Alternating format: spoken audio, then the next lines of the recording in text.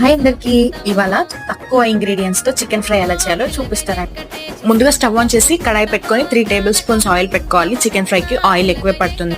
నేను ఇక్కడ చిన్న సైజ్ ఆనియన్స్ 2 తీసుకున్నాను. పచ్చిమిర్చి ఒక 5 వరకు కట్ చేసి పెట్టుకున్నాను. అదే పెద్ద సైజ్ ఆనియన్ అయితే ఒకటైతే సరిపోతుంది. ఆనియన్స్ కొంచెం ఫ్రై అయిన తర్వాత పసుపు అలానే అల్లం వెల్లుల్లి పేస్ట్ వేసుకున్నాను. కొంచెం కరివేపాకు ఇప్పుడే వేసుకుంటున్నాను, తర్వాత కొంచెం వేస్తాను. ఆనియన్స్ ఒక 50% ఫ్రై అయిన తర్వాత చికెన్ వేసుకోవాలి. ఈ స్టేజ్ చికెన్కి సరిపడా సాల్ట్ కూడా ఇప్పుడే వేసి ఒక 2 మినిట్స్ ఫ్రై చేసుకోవాలి. ఆ తర్వాత లిడ్ క్లోజ్ చేసి ఒక 5 మినిట్స్ ఫ్రై అయిన తర్వాత ఒక 2 టేబుల్ స్పూన్స్ కారం నేను ఇప్పుడే వేసుకొని ఫ్రై చేసుకుంటున్నాను. చికెన్ నుంచి వచ్చే వాటర్ అంతా పోయే వరకు మధ్య మధ్యలో కలుపుకుంటూనే ఉండాలి. ఆయిల్ పైకి వస్తే మన చికెన్ ఫ్రై రెడీ అయిపోయినట్టే. చూడండి, నాకు ఇక్కడ చికెన్ ఫ్రై రెడీ అయిపోయింది. ఇప్పుడు కొంచెం గరం మసాలా అలానే కొత్తిమీర కరివేపాకు వేసుకొని సర్వ్ చేసుకోవడమే. షార్ట్ వీడియోలో మీకు అర్థం కాకపోతే లాంగ్ వీడియో అని కామెంట్ చేయండి, లాంగ్ వీడియో అప్లోడ్ చేస్తాను. Thanks for watching.